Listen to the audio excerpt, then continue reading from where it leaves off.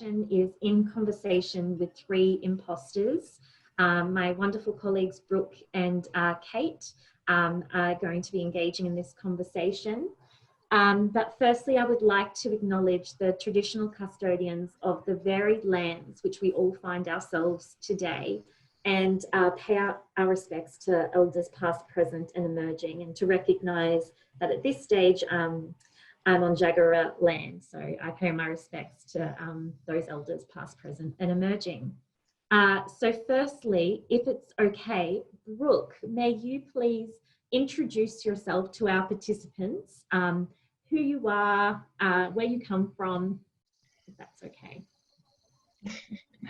All right, no, I think it's important we introduce ourselves because Brooke, Kate and Krista all kind of have the same glasses and fringe look going on. So if you all take note, that'll be much appreciated. So I'm Brooke, I make jokes when I'm uncomfortable, and I'm a recent graduate from the Bachelor of Arts at the University of Queensland. I'm on a gap year in teaching English in Japan, which is where I am currently. And my background, I'm Australian with a Hungarian family, so that's where I come from. And so Brooke is, I think, a fantastic human being in this world. And I was really fortunate to get to meet Brooke a couple of years ago now, and be able to collaborate with her in so many different ways on the Student Staff Partnerships program at UQ. And Brooke has some of the most constructive and thoughtful and thought-provoking feedback and comments and perspectives. And in particular, the last year I was really fortunate, thank goodness, to co-present with Brooke at the Texter conference, which was really, really intimidating and terrifying, and I could not have done it without Brooke. And she absolutely brought the house down. I think when Brooke's taller than me, and so I was kind of like, look, there's pictures of me looking up at her like a proud mama, and she was so incredible. She was presenting to, we were both presenting to around, 300 to 400 people that were in that room, and Brooke was like the main attraction. After our presentation, she was just getting swamped by like vice chancellors and deputy vice chancellors, and so it is absolutely incredible. I'll let fantastic Kate, if you could introduce yourself.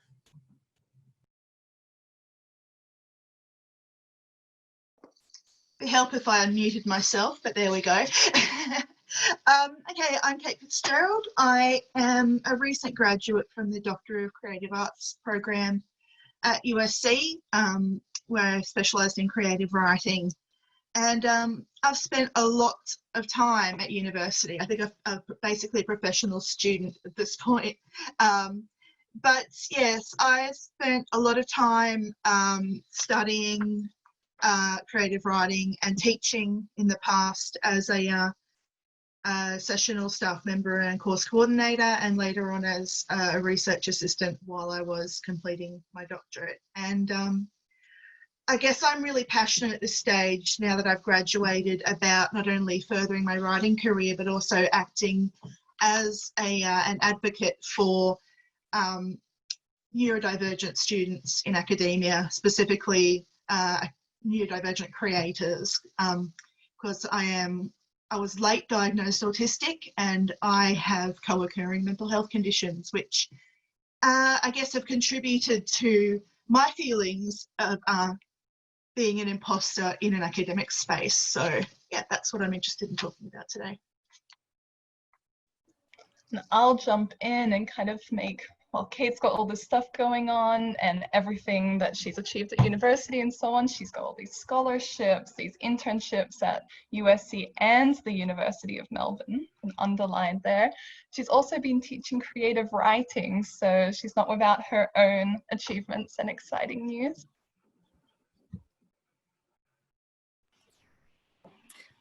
And I might just jump in to add too, because I've known Kate for quite a while, and I think we've been waiting for 15 years to have this opportunity to say congratulations for finishing your doctorate and everything that you've achieved in the last 15 years. So we met, I think, Kate, in your last year of your bachelor degree, when you had already decided that you wanted to do your PhD. And so I guess I've known Kate through, on the side of all those academic milestones and achievements in her life. And I agree that Kate is just one of the most amazing people I've ever met.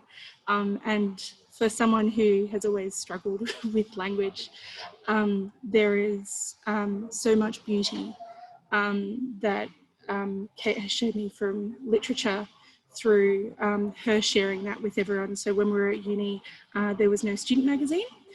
So why not restart it? So we did that together. I fought and she actually did it. And she did it in such a different way that I expected that there was, it spoke to everybody, and the communication was such that regardless of what you were studying or what you were interested in, there would be something for you. So as a part of her PhD, she's also written a novel, and I couldn't congratulate her for that because when it arrived by post, I cried for 30 minutes.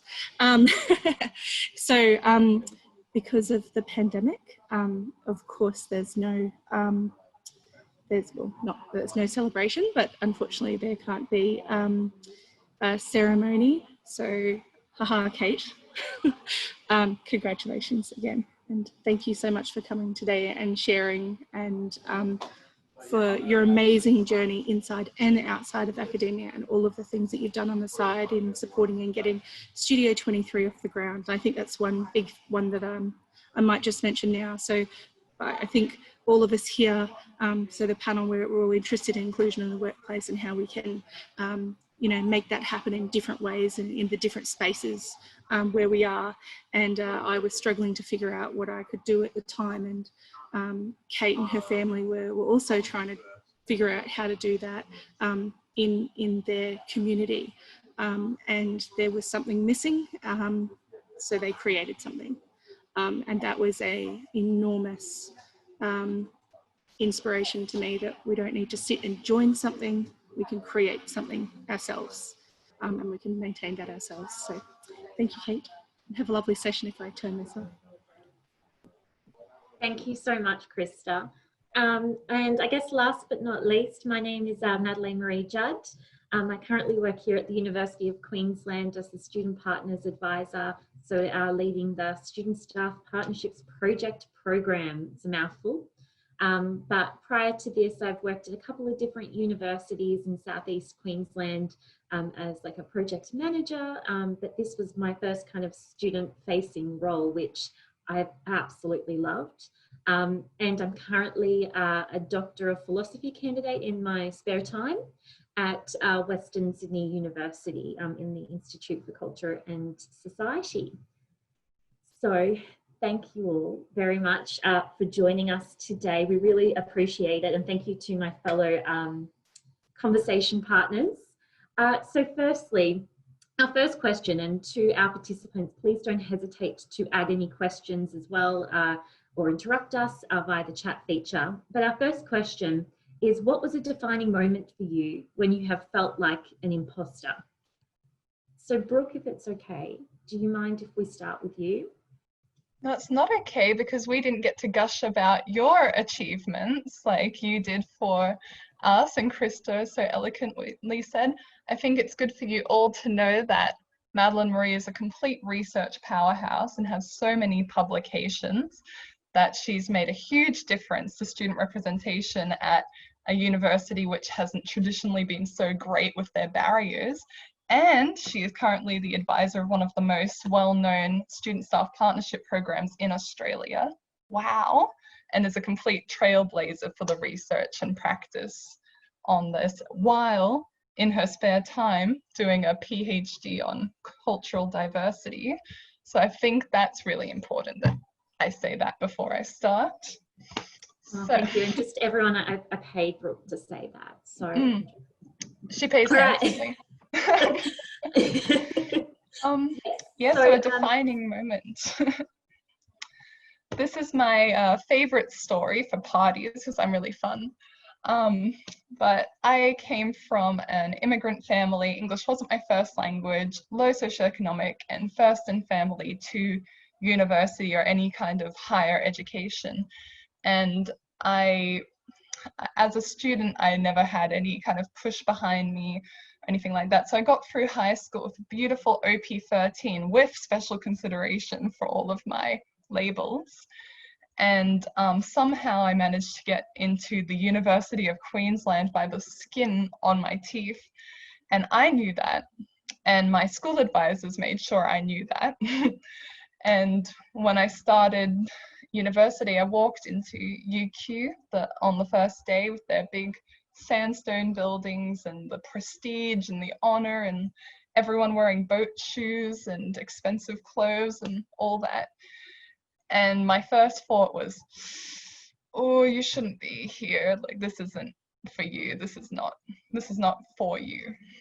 And I really took that with me into my classes and my studies. Everyone was already smarter than me. They were, just because they were here, not by the skin of their teeth, they were smarter, better, more connected. They knew the rules of how to act at university and how to get places. And I was so far behind that I never saw myself as, well, you know, what's the point of trying to catch up with all these people? They're infinitely better than I am. Why should I even bother? And I really slid through university, very, very basic grades, just surviving. And I started volunteering as a student leader for social aspects because I wasn't that great at making friends. And while I was volunteering, someone sent me an email, one of my supervisors sent me an email recommending that I sign up for the Student Staff Partnership Program. And that sounds fine, but the words prestigious scholarship and exclusive opportunity and all those other labels immediately said, oh, that's not for you. And I kind of laughed at him and I said, no way, I'm signing up for that. And he really insisted. He thought I'd be a good fit. And I eventually relented and I did a half-hearted proposal and just thought, I'll just have to live with the shame of getting my rejection email and then move on from there. And I got an acceptance email, which was even worse because I started sweating. And I realized that I'd somehow tricked them into letting me into their exclusive prestigious scholarship program.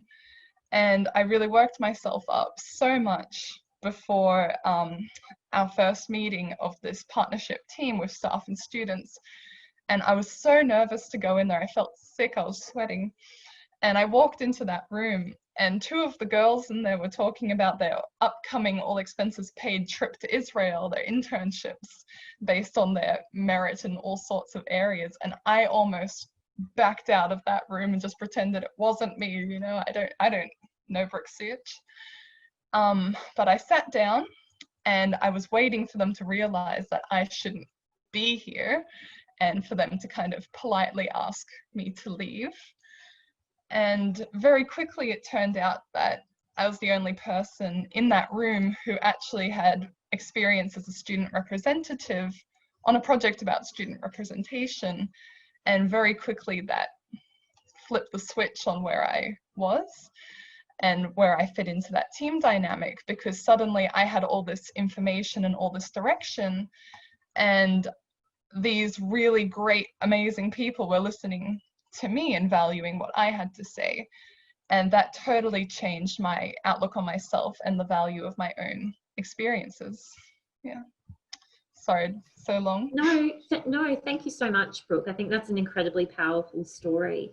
And how about you, Kate? What's been your experience of feeling like an imposter?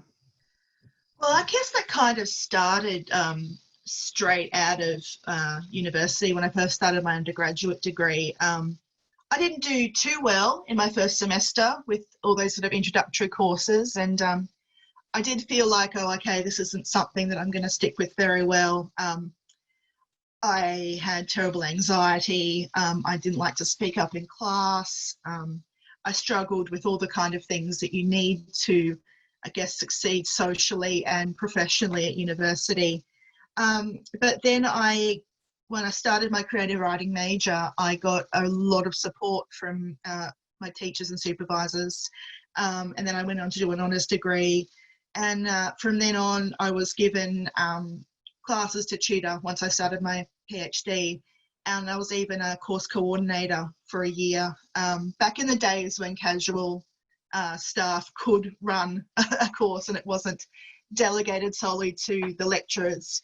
And I really struggled with that because I think, okay, well, how did I get here? You know, it didn't feel like there were professionals in my field telling me that I was worthy of now teaching these things. It was more a case of, well, they're just my friends and they just gave me a leg up. And that's something that's happened a lot in my life. I don't think I've ever gotten a job experience without the help of a friend. And I think that's, you know, sometimes you think, oh, that's just nepotism and things like that. But for people like me, going into any scenario where you feel marginalised already, especially in academia and in literature and writing, I did feel like an outsider because I wasn't the ideal type of writer and academic. I am, you know, struggle to socialise. I struggle to self-advocate. I am not a great networker. I'm bad at small talk. I hate making eye contact. And all of those things that we generally value in professional people. And so when I got to the stage where I was doing my PhD, in meetings with peers and colleagues, and even conferences, I would just feel convinced that it was something that people were always aware of when I walked into a room, that I'm not behaving in a socially adept manner, that there's something off about me that, you know, doesn't make me a professional academic.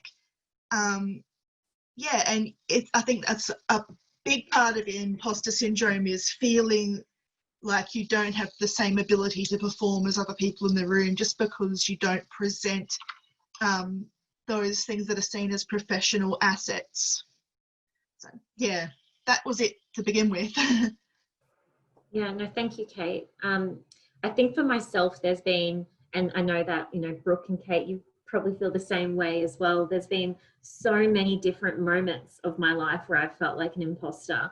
And I think similar to Brooke and Kate, I think of one of the first ones was that transition from high school to university. And I didn't really have people in my family that I could talk to or kind of unpack, you know, higher education. And similar to Kate, like that first semester at university, like I was used to getting good grades in high school, and then transitioning to university, I was like barely getting passes. And that was a really stressful point in time, because then you start completely doubting whether this is the right path for you, or you even supposed to be here. And then I think, you know, of a couple of other different circumstances, and one of them would be my first full-time job after my studies. And I was a research assistant for this research grant that was federally commissioned. And then like a week or so into starting that role, I was promoted to the project manager of the projects. And that was incredibly intimidating. And I remember going home going, I don't think I can do this. And I was very fortunate to have a very supportive family. And I said, well, yes, you do. You know, you can do it. Just fake it till you make it. You'll be fine. Put in the work. And with this particular research project, I was very, very fortunate, because we had to travel, you know, across every state and territory in Australia. And then also I got to go over to England, and I was interviewing like vice chancellors and deputy vice chancellors and business CEOs and students and graduates from all over. And to, you know, as a fresh graduate, to then be in those kind of high stake environments, that was an incredibly stressful point in time. And then if I think of it just more recently, I'm in about just over a year through my PhD, and I don't come from a philosophy background, and I'm quite a pragmatist, and I'm good at implementing things and getting things off the ground. But I've always felt like an imposter, and sometimes it's even those slights that that people might give you about, you know, that professional staff member versus academic staff member divide that there can sometimes be. And I think, you know, then feeling out of my depth in a PhD, going, well, that's really not how I think. And so I remember even leading up to my confirmation of candidature, there were so many times where I was just ready to run and pull the plug and go, I just can't do this anymore. It's not how I think.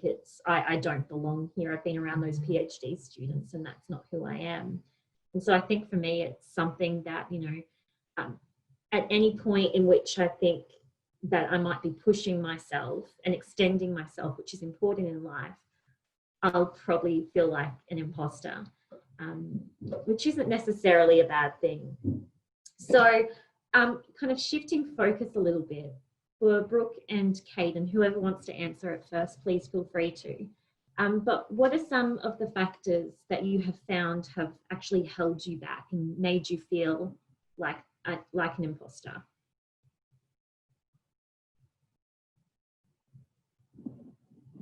You good to go, Kate? Yep, sure. Yeah, I think it all comes down to this kind of unspoken culture in academia, something I touched on before, and I think was touched on a little bit too in the previous session about professional inclusive leadership, is that academia itself can be quite daunting because there is this kind of idea of elitism. And I would think I'd approach this in terms of feeling like, as Madeleine and Brooke put it, that you don't feel like you have the strength to perform in these environments where everyone just seems to have it all together and know everything. And with things like, personally, I don't have great executive functioning or social skills, and I think being able to work diligently, and they have the old adage in academia, publish or perish, you know, you have to constantly, while you're writing your thesis, also engage in several conferences and write several papers. And if you can't juggle all that at once, you're not really considered an accomplished academic.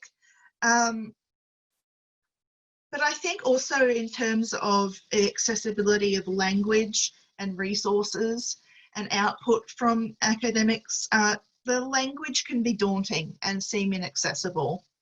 And a lot of the times we're afraid to admit when something doesn't make sense to us, because we think, oh, this is all this jargon, all these words that I don't understand. Well, you know, I must just be stupid because, yeah, these people seem to know what they're doing and I can't write in this style at this level. I'd like it to be accessible. And I think we find it hard to admit when we're struggling, and sometimes, especially in my experience, it can feel like a kind of echo chamber where knowledge isn't specifically or effectively articulated and disseminated because we're afraid to challenge those styles and to put our hand up and say, actually, I'm not sure if that makes sense. Can we present it in a more accessible manner?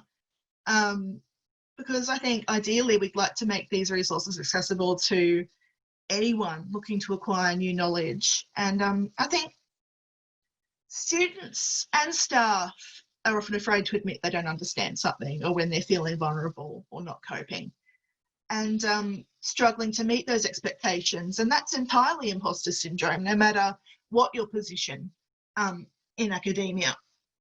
And I guess because you feel that you have to hide that struggle, because traditionally university culture prizes that sharp mind, that productivity, that sort of emotional resilience. And you only have to look, though, at the amount of students.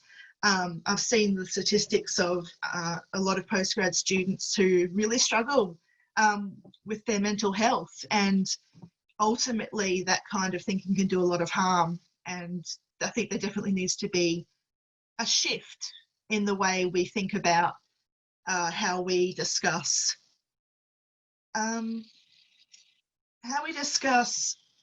engaging with the resources we have and engaging with our supervisors and our peers, and to feel comfortable saying, oh, hang on, can we take a step back? I'm stressed out. I don't get what this paper's saying. I don't know where my work is going. And just being able to put your hand up and say, look, I just don't get it. We don't all start from, we don't end up to a certain point at university. I think even people that reach professor level, don't have all the answers. They don't have all the knowledge. And that's the idea, is we're constantly learning. And I think what makes it daunting for a lot of us is this kind of unspoken idea that we have to have it all together by the time we especially reach postgrad. So yeah. Thank you so much, Kate. And I think, and so for you, Brooke, what would you say were some of the factors that you found have held you back? I would definitely say, although you can't always tell from the outside, I have a lot of labels of things that make me less than with lots of these. That immigrant first and family, even things that I only know about myself, like having been given a English sounding name to fit in, or having lived in a caravan, things like that, things that I carry with me, and how that makes me view myself more than anyone else. But I think that some of the biggest factors there are definitely kind of when you self-sabotage yourself, you deselect yourself, and you take yourself out of these positions because you think, it's exactly what Kate said, you think when you walk in, everyone's like, oh, there's that girl who lived in a caravan, not like us in our mansions with our doctor fathers and things like that. No one's thinking that, unless you specifically have a t-shirt made for that occasion, which I'm considering. But I found I have been my own worst enemy in that sense of kind of tripping myself up and not even putting myself out there to fail. And I think even if you are going to fail in the long run, if you don't put yourself out there and find out, you can't fail. So that in itself is one of the biggest barriers, and I think is very relatable to a lot of the people around me. I was a student representative for a long time, and some of the biggest comments I had from my cohort about why they wouldn't go to internships, or I was in languages, they wouldn't go on exchange, was that they were just not good enough, I won't get a scholarship, I will die because I can't speak French, things like this. They didn't even find out if that was true. I think the other thing too is there are some external labels that do affect how people see you, and kind of marrying that with your own identity. So I really struggled to be seen as a lot of people interpreted me as coming from a similar background to them.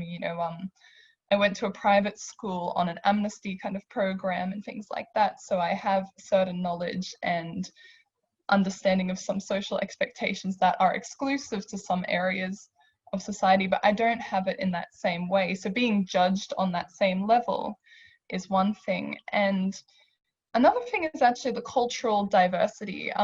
One of the worst things that anyone ever does to my self-esteem before starting any kind of meeting is when you go into a room full of exclusively Caucasian people and they introduce themselves, and I say, hi, I'm Brooke Szucs, and there's always one person who says, that's a funny name. I'm done for the rest of the session. That's my confidence gone. So those are some of my favorite things for that area. What about you, Madelaine-Marie? Yeah, I think coming from a single parent household has always had different problems, and there's been different challenges associated with that. But then on the other side of the coin, it's made our family bond even closer together. So I do have a fantastic family that, we're so reliant on one another. But I think, if one of the key things that have really held me back is in terms of feeling like an imposter, has been my unrelenting standards on myself. I have expectations which I would never put on anyone else. So why on earth would I do that? Or, you might say something, you're like, oh, I could have said it better. Or, oh, I really shouldn't have said that. That probably wasn't, appropriate. Or I could have done this better. And so I think, you know, I've been making a real conscious effort, especially the last couple of years, to go to change the focus of, you know, there's no point beating yourself up about it because I can't change it, but rather to shift my focus to, well, what have I learned and what can I do differently next time? So look more to the future rather than just stew in it. So I think that would be one of the key factors. So I guess the next question that we have for each other is, how do we normalize this notion of feeling like an imposter, and should we normalize it then? So what do you think, Kate? I would say that the number one thing is to be honest and admit when we feel vulnerable. And I think a way around that is, it's not always easy to, as Brooke mentioned, walking into a room and thinking that, oh, this is what people are thinking about me, or, you know, Madeleine's example of putting those high expectations on yourself. You know, I always think about the phrase, you know, what if I treated someone else the way I treat myself in my head? You know, it would be horrendous, you know, dreadfully abusive situation. But yeah, I think it's really about creating a culture where students feel like they are able to come forward with questions and concerns. And I guess I have to continuously remind myself that just because I'm feeling it and thinking it doesn't mean everyone else in the room is actually thinking the same thing about me. And I'd like to see in the future environments that allow you to feel and admit to that discomfort. And allowances should be made for you accordingly. And be able to just say when you're feeling nervous, like, I'm nervous as hell now, and, you know, look, I've got a squishy penguin stress ball under my desk, I've got a fidget stick thing, and, you know, you need to just normalise admitting that you need a little bit of extra help to do these things. So even in a classroom situation, say in undergrad, something as simple as the teacher allowing a student to sit amongst their peers and present their oral presentation rather than standing out the front in front of a lectern. You know, just little things like that that really do not make any difference when it comes to that student's ability to perform their work and be a good student. My strength is written communication, but I can't particularly advocate for myself verbally. Yeah, at the end of the day, there are a lot of things that we value that really aren't important. And I think I've missed out on a lot of opportunities in postgrad because I struggle to attend social events. I'm not great at water cooler talk. I'm not good at putting myself forward for opportunities. And I think I spend a lot of my doctoral studies working from home because I didn't feel accommodated. I couldn't work in the postgrad room because I have sensory difficulties. I was sitting right next to the kitchen with smelly food and bright lights and loud microwave and kettle noises, and I just thought, I'm just going to have to do this from home. And then because I was never on campus, my supervisors would sort of half joking and say, oh, we forgot you existed. Who are you again?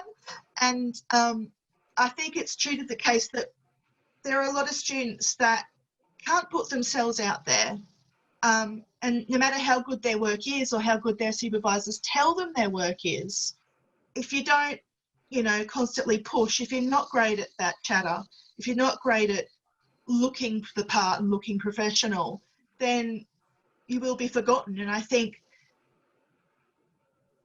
it's all very well good and well to say you can be a self-advocate, but there are people, and I can really only speak specifically about neurodivergent students, where, you know, there needs to be peer support and the support of academic staff to keep an eye on their students and say, oh, hey, you know, you haven't been around much, and I've got this, you know, I've got this conference coming up that I think you'd be great to present at.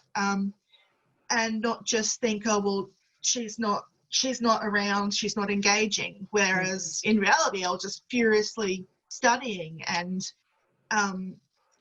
doing the best I possibly could with my work. But I do think that there needs to be peer-to-peer mentorship, so students don't feel so alone in their anxiety, just to foster an environment of support rather than competition amongst your peers. And yeah, it's just a matter of normalising, saying, hey, guess what? I'm super nervous. I feel like I want to vomit. Can I sit down to present this paper, please?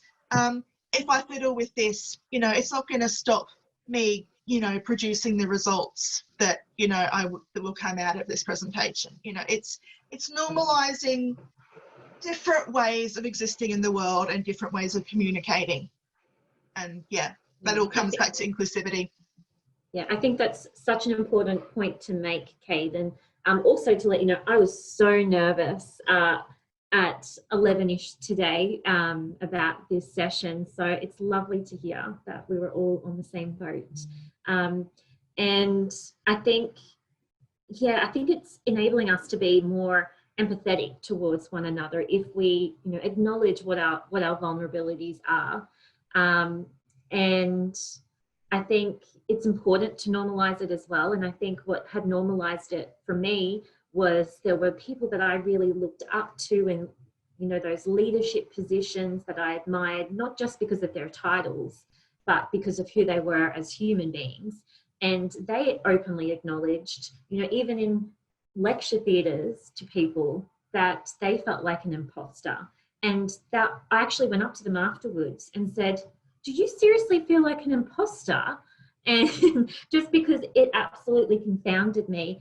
And I think, you know, from that point forward, I was like, yes, we need to name and claim that there are moments in our lives where, despite the fact that, you know, we might have achieved this or achieved that, where we felt completely out of our depth, and it's okay to you know, to claim it. I think it's quite powerful to do that, because then other people can see that, you know, it's good to, it's a learning process, and it's you know, there are other people that have gone on and done so much with their lives that have felt exactly in the same boat as they have. So how about yourself, Brooke? How do you normalise that notion of feeling like an imposter? I fully agree with what you guys said about just being really open about it and putting it out there, because I think in a lot of cases people do want to be sympathetic, they do want to be supportive, but first of all, they can't do that if you don't put that out there. And second of all, like, people don't even recognize that in themselves. They see it as their personal problem, not, you know, actually so many people in this room, because even if you don't have imposter syndrome as a clear term, everyone knows what it feels like to not feel good enough, or to feel that you haven't done a good enough job or something like that. Everyone understands that feeling. So by putting it out there, there's so little to risk in that sense. People understand. And when I'm a very loud person, so I'm kind of running around like, I have imposter syndrome. That's my coping mechanism. But when I do that, I find that the people around me really, they change how they look at you in a really positive way. I've been at big important meetings where big important people next to me, I've mentioned to them that I'm nervous, and when they see I'm trying to bring up a point, they bring everyone's attention to me and kind of look at me and give me a smile, just really tiny things like that. And those are things that if I hadn't reached out for help, that wouldn't have happened. And it happens organically as well, but I think we need to kind of recognize where this falls on us and how we react to the situation. And I think another part of normalizing it is when you do kind of advertise that, it makes people feel less alone, that there are other people like that, and they're not weird, they're not freaky, they're not strange, and that people like them, like us, belong here. I did a speech last year in Melbourne at the TEXA conference where I brought up my imposter syndrome, and quite a few people in high positions such as chancellors, vice chancellors, they mentioned to me, oh yeah, I understand that feeling, I feel that too. I'd kind of lost connection with that, or I kind of distanced myself. And at first I was kind of like, oh, so nice that they're connecting with me. And then actually I started to get a little bit angry that there were these people in these great positions who had been kind of hiding that aspect of themselves to kind of blend in and mask themselves.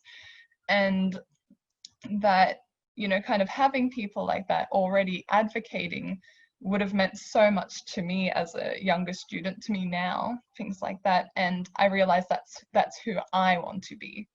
And so, yeah. No, thank you, Brooke. And I think, you know, what this kind of leads us to our next question of, and again, for any of our participants, feel free to add any questions via the chat feature. But what do you think are some useful, tangible strategies for others to consider when we're supporting our colleagues who may be facing or dealing with imposter syndrome? Kate, what are some immediate thoughts that come to mind for you? Yeah, it's very difficult because, yeah, I think that the situation I came from was possibly a little bit more negative than I think a lot of other situations. I know that there are a lot of people working towards, especially leaders in the academic community, looking to be more inclusive.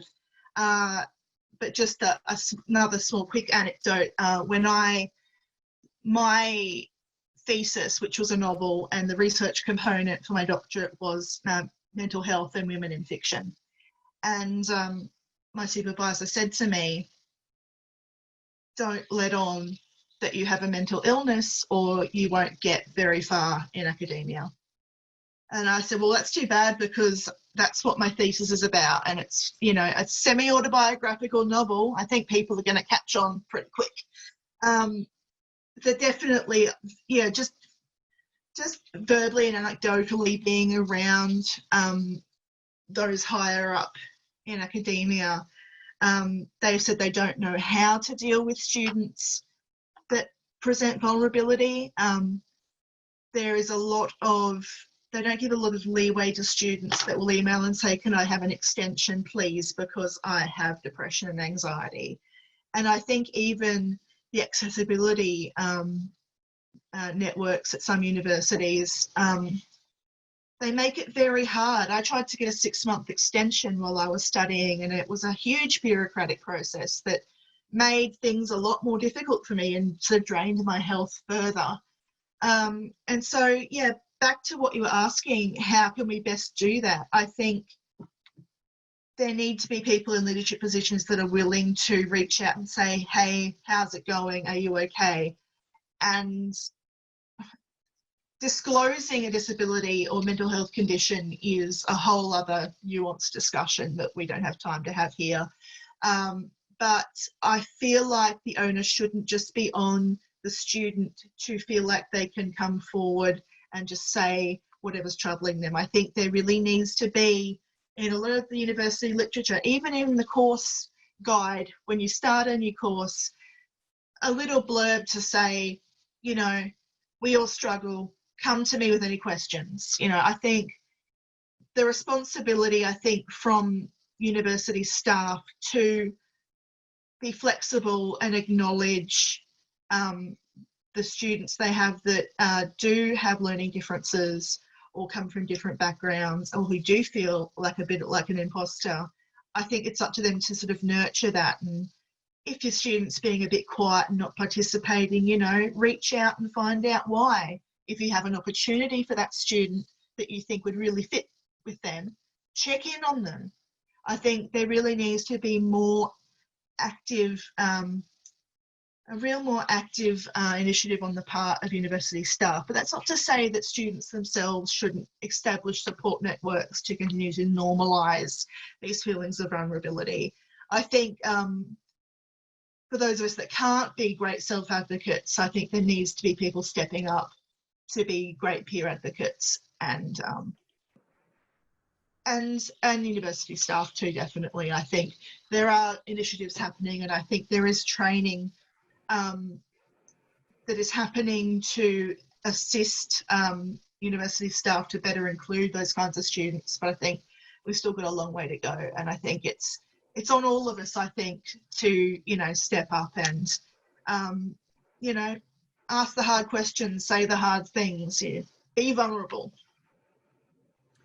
Oh, Kate, you said exactly what I wanted to say. You're amazing. No. I think it's incredible. I think, for me too, it's, and it's something that you mentioned, Kate, in terms of, if people aren't engaging, don't just make presumptions of why they're not engaging, but actually engage them in a conversation.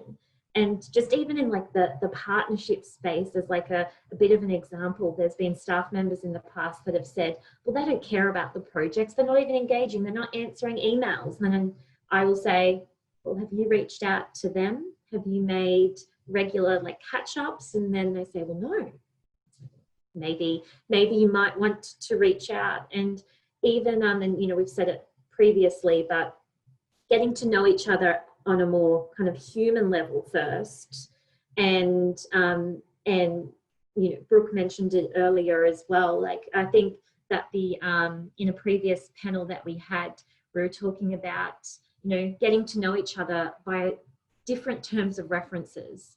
And so there's this fantastic resource that was created by Black Card, and they utilised what they refer to as the Aboriginal terms of reference. So rather than introducing one another via our titles or our roles or our positions of authority that we have within the world, to actually get to know each other on a more human level. Where do you come from? Where do you consider home? Do you have family? And that does take, and creates, you need to have a brave space to be able to share, and a lot of trust to be able to share that type of information. But I think there you find those connections that you wouldn't have necessarily identified. And it enables us, I think, to be a lot more compassionate and showcase empathy for one another. And I think that this whole global pandemic has really, brought home the fact of human connection and how important it is, and that we need to be understanding that, someone's life can change quite substantially in the period of a day, of an hour, and we need to have that dialogue and have that conversation so that we can showcase more empathy for one another, and actually recognize that one of our colleagues might be going through a difficult time.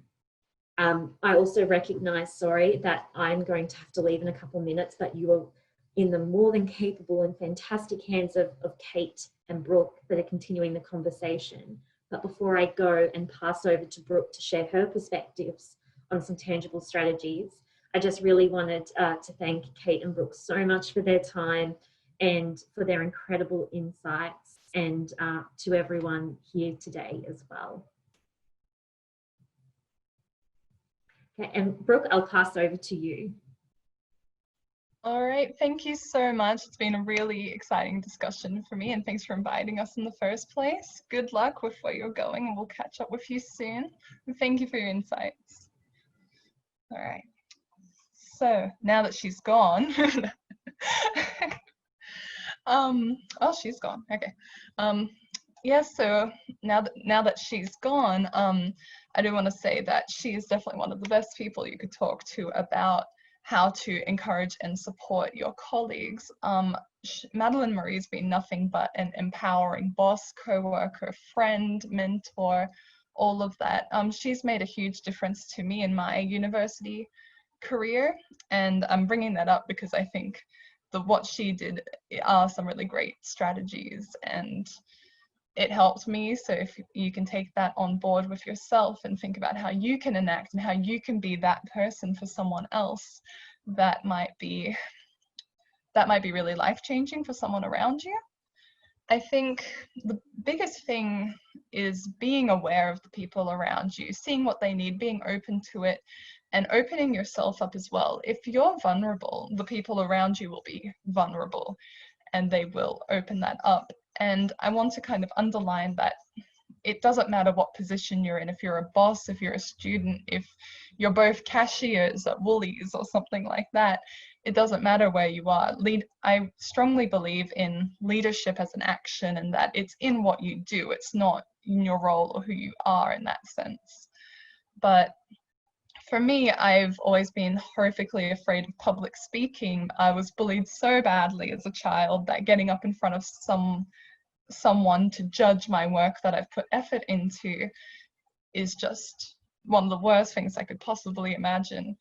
And Madelaine-Marie, for example, I opened up to her about my feelings about this when she asked me to a conference. I said, I want to go, I really want to do this topic of what student staff partnerships means to me, how that helped with my imposter syndrome, and more importantly, how the people listening could then enact really inclusive practices into their own student staff partnership programs to enable more diverse students. But I was so terrified of going up there. And she sat down and she talked with me, and we ended up going up there together on the podium and kind of looking at each other rather than at the audience. That we made it so that she had a bit, I had a bit, so that I could take a breather and kind of focus on what she was saying when I needed to. And that worked for me. I survived. But of course, everyone has their own methods of doing that. But just the fact she took that time to sit down with me, to actually create something that I could participate in and to get my voice out there, made a huge difference, because any other academic or someone at the university would have said, oh, okay, I'll find someone who can do it like easily and not bother. And I think that's made a huge difference, even in me being able to present today, having that background. Yeah, oh, I'm glad you can relate, Della. But I think if we really take that into our everyday lives, like, what can I do?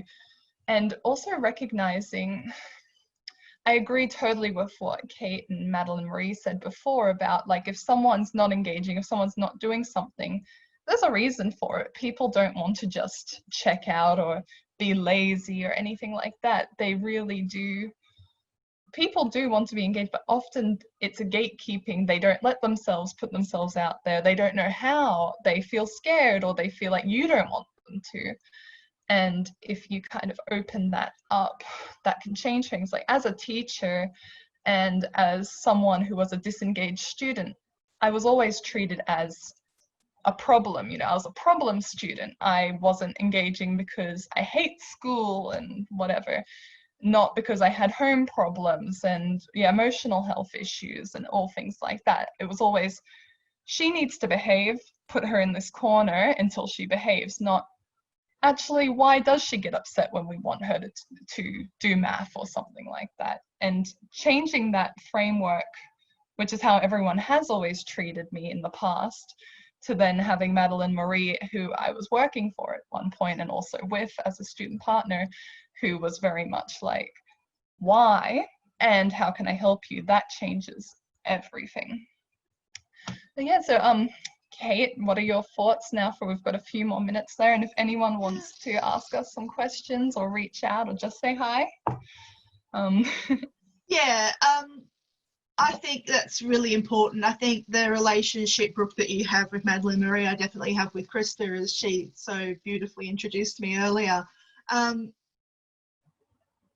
You can't just say to a lot of people, you just go for it, do it. You've got the skills, you've got the intelligence, just do it. Because we can't all, for whatever reason, put ourselves out there. And I think for a lot of years I've felt a lot of guilt getting a lot of opportunities via my friends.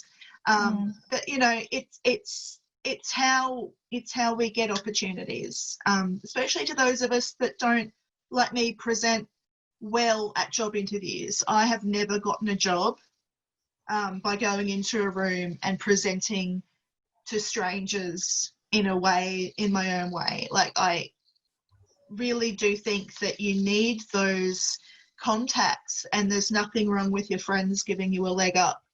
You know, sometimes, you know, we need help to get to where we are, and no matter how much, how accomplished you are, how intelligent you are, I think we shouldn't be afraid to say, look, I'm way too nervous and scared to even approach that. Can you, you know, introduce me to somebody? You know, can you come with me and just, you know, stay with me for a bit until I'm comfortable? You know, it's really helpful, and we shouldn't be made to feel like we're less of a person or less competent at our chosen professions just because we can't just push through on our own. Absolutely, I fully agree there. And I think definitely just being open, being out there, and kind of connecting with each other in that way is so meaningful. And that can apply not just to imposter syndrome, but people with, you know, all sorts of disabilities, different backgrounds. People always have barriers and what helps them to engage. So all of this can be taken with you there. But yeah, so we're almost out of time. Kate, do you have any last comments for the people at home? No, I think that's pretty much it. I think, yeah, thank you, Brooke, for your insights, and Madelaine-Marie, who is no longer here. But yeah, I think that pretty much covers it. Just be vulnerable. Say when you're feeling rubbish, you know, let people know that you need a leg up, because no one gets anywhere in life by just pushing through of their own volition. I agree. And I think even if you don't have a person like that for you, putting yourself out there might find you one, or be that person for someone else if you can't. I think that's the biggest thing, is that we're all in this kind of together and kind of networking and putting yourself out. Yeah. When I say networking, I just mean connecting to the people around you and creating these strong communities and so on. That changes everything, definitely. And in the spirit also of connecting and putting ourselves out there, if any of you watching, even if you're not on the live version, if you're watching this later, please feel free to reach out to Kate, Madelaine-Marie, or I on LinkedIn. We're really keen to put ourselves out there and have a chat about any of these issues or anything else that you want. So that is in the link connected to this stream. And thank you all so much for coming along and listening to us. And I hope you could relate and take something out of it.